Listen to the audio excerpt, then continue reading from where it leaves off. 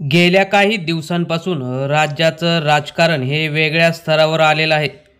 जे काही 2 ते 3 वर्षापूर्वी भाजपा शिंदे गट यांची जी युती होती, त्या युतीमध्ये आता मिठाचा खडा पडल्याने तसेच एकनाथ शिंदे यांच्याकडील जे काही मंत्री आहेत त्यांनी भाजपाविरोधात जी काही वक्तव्ये केली आणि आता शिंदे हे भाजपाला नकोत, त्यांचा वापर करून त्यांना सोडण्याची तयारी भाजपाने दर्शवलेली आहे.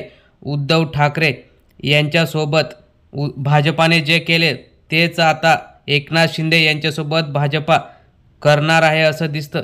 ह्या सर्व राजकीय बातम्या या बातम्यांसहित एकनाथ शिंदे यांचं राजकारण कसं भाजपा हळूहळू संपून जे काही सुप्रीम कोर्टात सुनवाई बाकी आहे, जी धनुष्यबाण आणि पक्ष शिवसेना हे एकनाथ शिंदे यांच्याकडून भाजपा ठाकरेंकडे कसं देईल आणि का देईल याची सविस्तर महत्त्वाचा व्हिडिओ आपण बघूया. व्हिडिओ शेवटपर्यंत बघा. चॅनलवर जर नवीन असाल तर चॅनल सबस्क्राईब करून बेल आयकॉन प्रेस करा, म्हणजे रोज नवनवीन राजकीय घडामोडी तुम्हाला बघायला मिळतील. आपण सुरुवात करूया. गेल्या काही दिवसापासून सुप्रीम कोर्टात नवीन आलेले सुप्रीम कोर्टाचे मुख्य सरन्यायाधीश भूषण गवई यांची जी निर्णय क्षमता आणि आल्या भाजपा प्रणित अनेक नेत्यांना तसेच NDAच्या अनेक नेत्यांना त्यांनी धक्का द्यायला सुरुवात केलेली असताना एकनाथ शिंदे यांना काही दिवसांनी हा मोठा धक्का बसणार आहे.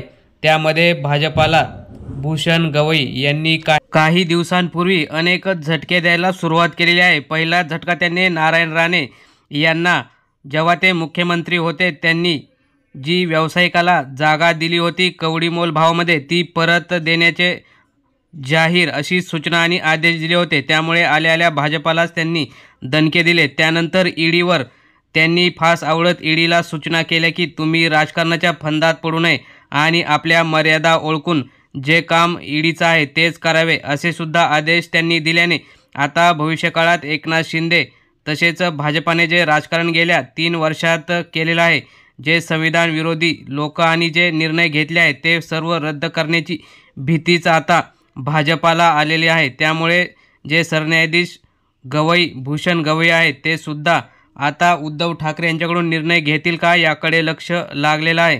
त्यामुळे येत्या काही दिवसात जे काही राहुल नार्वेकर यांनी विधानसभा अध्यक्ष असताना निर्णय घेऊन एकनाथ शिंदे यांच्या पारड्यात जे निर्णय दिले होते ते सुद्धा रद्द होण्याची शक्यता आहे. त्यामुळेच राहुल नार्वेकर सुद्धा हे अपात्र होतील.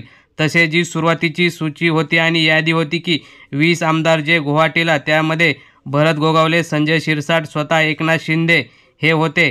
यांच्यासोबत अनेक तिघांसोबत 17 आमदार होते ज्यांची यादी ती यादीसुद्धा रद्द होऊन पुन्हा एकदा शिंदे गटातील जे आता निवडून आलेले आमदार आहेत त्या 20 पैकी ते सुद्धा 20 आमदार अपात्र होतील अशी शक्यता वर्तवण्यात येत आहे. त्यामुळे येणाऱ्या महानगरपालिका स्थानिक स्वराज्य संस्थांच्या सर्व निवडणुका यामध्ये उद्धव ठाकरेंना चांगला फायदा मिळेल. कारण चिन्ह धनुष्यबाण जरी नसलं तरी धनुष्यबाण हे गोठून शिंदेना नवीन चिन्ह देईल व उद्धव ठाकरेंचं जे मशाल आहे तेच राहण्याची शक्यता आहे. त्यामुळे उद्धव ठाकरेंना याचा फायदा होऊन शिंदे गटाला राज्यात मोठा फटका बसेल व पुन्हा एकदा उद्धव ठाकरे यांच्याकडे जे इन्कमिंग होईल ते बघण्यासारखं असेल व एकनाथ शिंदे यांच्याकडून अनेक नेते निघून जातील असं दिसतं.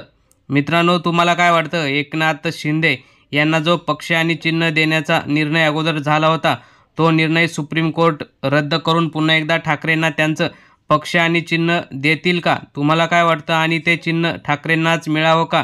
तुम्हाला काय वाटतं? तुम्ही सुद्धा तुमच्या प्रतिक्रिया कमेंट बॉक्समध्ये जरूर कळवा. धन्यवाद. जय हिंद, जय महाराष्ट्र.